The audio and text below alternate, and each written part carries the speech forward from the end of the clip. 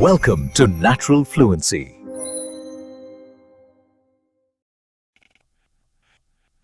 Have you ever felt like you've been studying English for years, only to hit a wall?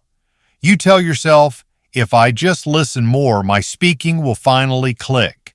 So you turn on subtitles, you binge pronunciation tutorials, you memorize phrase after phrase, but the moment you're face to face with a native speaker, your mouth freezes.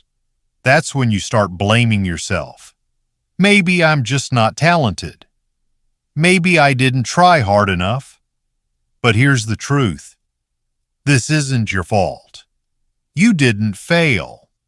You were just never taught how your body actually learns a language. So here's the real question.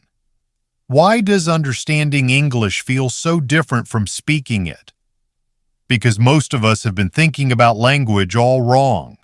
Language isn't just information you store in your head. It's a physical skill, built through muscle memory. You'd never expect to swim just by reading a book about swimming, right? Every time you speak, your body follows a three-step chain: breath, voice, mouth. Your belly and diaphragm power the airflow. That's the engine. That air vibrates through your vocal cords and becomes sound. That's your voice. Then your tongue and lips shape that sound into consonants and vowels. That's articulation.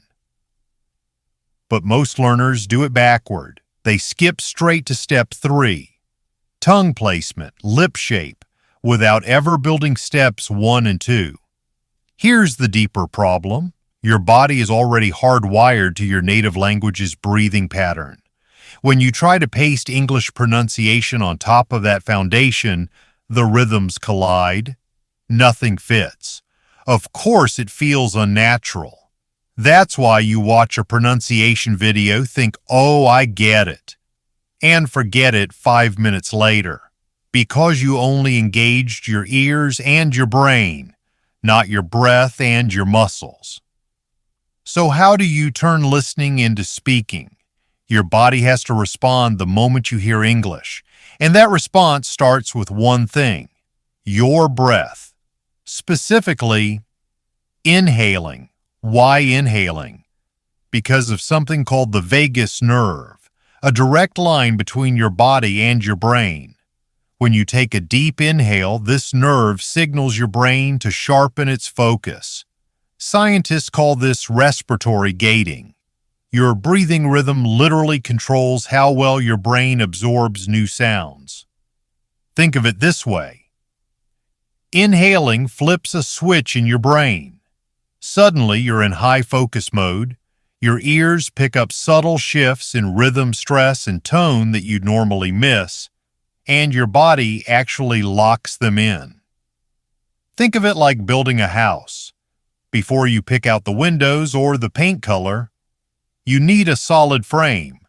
Inhaling helps your body lock in the big picture first, the natural rhythm and melody of English.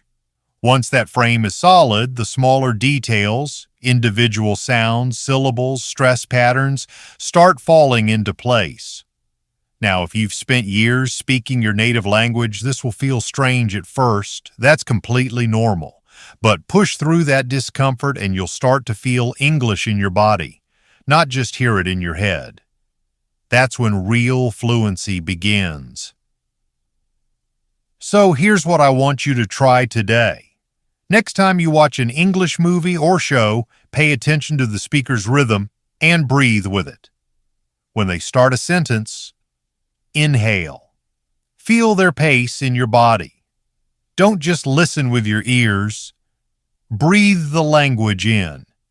If you've been practicing inhale listening, you'll notice that speech sounds much clearer and your comprehension has become significantly faster. At first, your inhale might feel short or shallow. That's normal. That's exactly why I created a step-by-step training program to guide you through this. It starts with belly-centered breathing and builds from there until even the trickiest English sounds feel natural coming out of your mouth. My goal is simple: to help you stop studying English and start speaking it like an instinct. Thanks for watching.